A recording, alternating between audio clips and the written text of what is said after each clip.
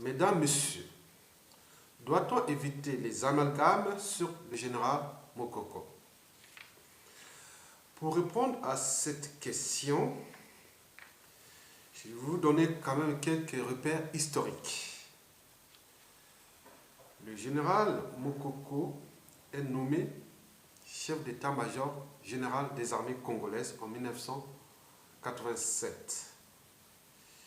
Il tenta en vain de dépolitiser l'armée entre 1987 et 1990.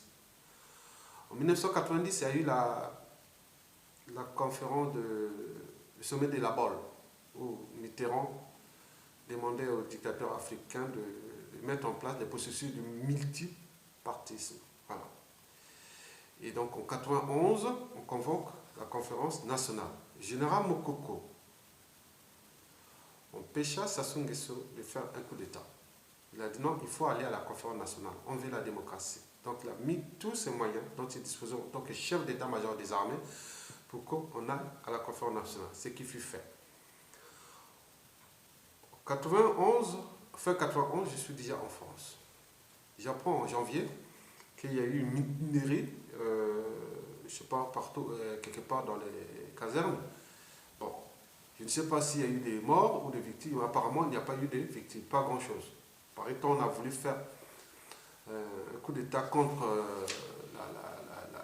la période de transition politique. En fait, en réalité, cette réaction, c'était en réponse au gouvernement de transition dont ils avaient la charge seulement d'organiser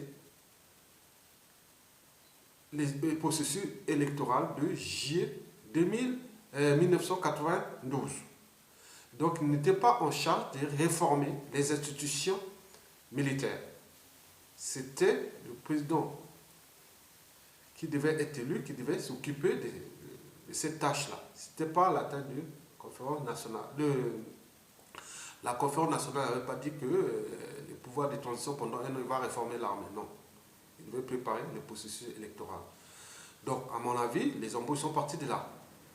Donc, Mokoko a dit non, laissez d'abord les armées comme ça et occupez-vous d'abord des processus électoraux et la démocratie viendra réformer ses institutions militaires. Sachant qu'au Congo, l'armée est une institution aussi politique. Voilà. 1992, Lissouba devient président de la République. Jean-Marie Michel Mokoko est reconduit à son poste de chef d'état-major des armées. En 1993, sentant sa vie menacée, je ne sais pas si lui-même sera expliqué, il s'exile en France entre 1993 et 2005.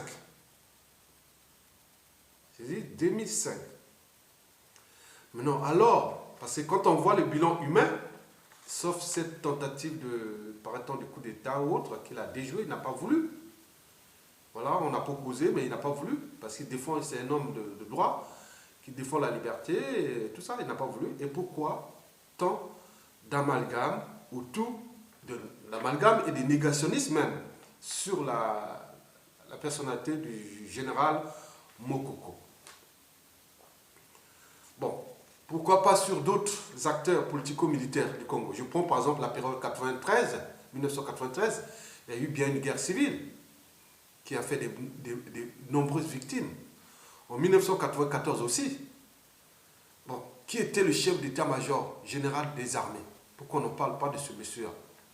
Qui était le ministre de la Défense? Donc tous ces acteurs-là, on n'en parle pas. Dès qu'on touche le général Mokoko, ça y est. Voilà, il y a cette période de mutinerie. Celui qui a cherché à dépolitiser l'armée, il a permis la tenue de la conférence nationale souveraine. Il a empêché ce coup d'État. Et il a mis en place le processus électoral, la sécurité du processus de la transition.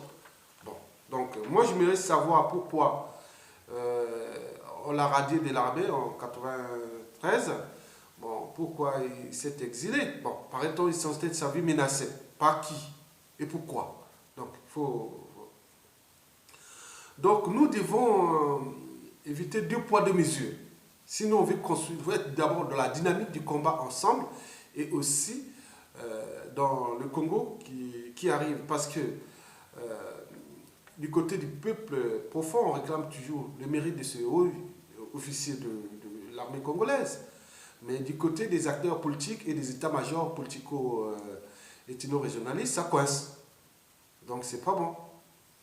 Donc, par conséquent, si nous voulons connaître la vérité et faire la justice, elle doit être pour tout le monde. Dès qu'on touche le général Mokoko, on doit partir de cette date-là, de la conférence nationale, jusqu'à 2016 aujourd'hui. Tous ces gens sont des acteurs. Il n'y a pas un autre qui est là, d'autre. Non, non. Du nord au sud, de l'est à l'ouest. Si on veut attaquer, on va dire dossier par dossier. Et année par année, 91, 92, 93, 94, 95, 96, 97, 98, 99, 2000, 2001, jusqu'à aujourd'hui. Oui, il faut la vérité. Il faut la vérité. Parce que si nous ne mettions pas ensemble les solutions, la vérité, nous allons trouver dans la situation similaire à celle de Ouattara et de Gbagbo. Donc la justice des vainqueurs. Mais quand on prend la justice des vainqueurs, ça n'arrange pas le pays, ça crée toujours la division. Donc on range donc la récurrence des mêmes crises politiques, sociopolitiques, qui ont été toujours engendrées par ces mêmes mots depuis l'indépendance jusqu'à nos jours. Donc nous devons repenser ça dans cette dynamique-là.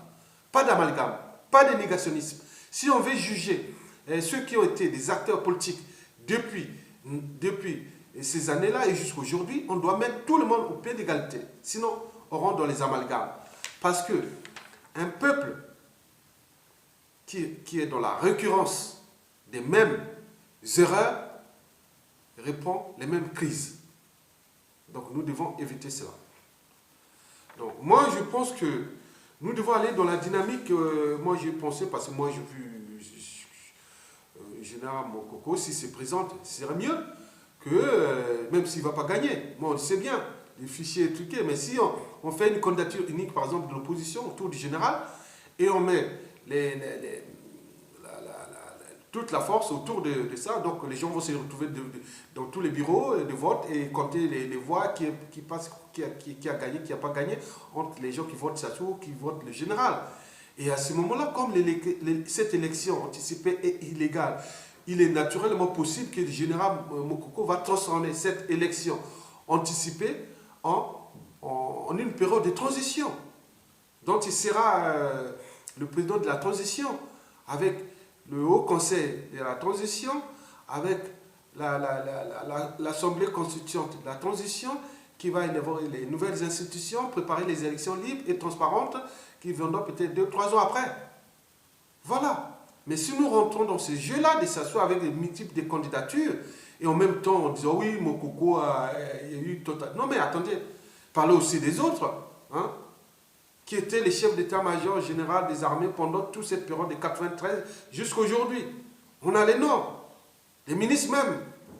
Et pourquoi on s'attaque, c'est celui qui a vraiment, parce qu'il y a eu telle tentative de je ne sais pas quoi. On n'a même pas fait comme nous a fait Ngondere au Burkina Faso.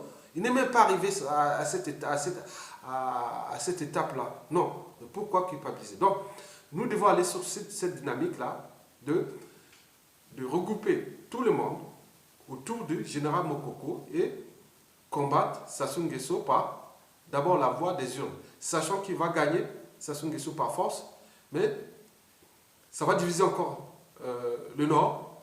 Et je pense c'est certain que s'il y a une action d'opération de type insurrection ou militaire, vous aurez beaucoup plus d'alliés au Nord. Parce que le général Mokoko, c'est d'abord un gars du Nord, même s'il est patriote congolais. Mais diviser la Kivette, parce que la Kivette, quand on voit les Kouyou, les Makwa, c'est plus de 60% de l'électorat et de la force publique, de la force militaire congolaise. Donc il faut faire attention. Donc Sassou Nguesso le sait d'ailleurs. Bon, donc nous devons aller là parce que nous avons deux situations qui peuvent se produire. Mokoko est élu dès le premier tour. S'il est tout seul, il transforme cette élection en période de transition. On appelle tous les fils du pays ils viennent préparer une période de transition. S'il n'est pas élu, on rentre dans une période trouble avec l'appui des officiers militaires du nord, du sud, de l'est, de l'ouest qui seront affiliés là pour éjecter Sassou Nguesso. Point barre. Je vous remercie.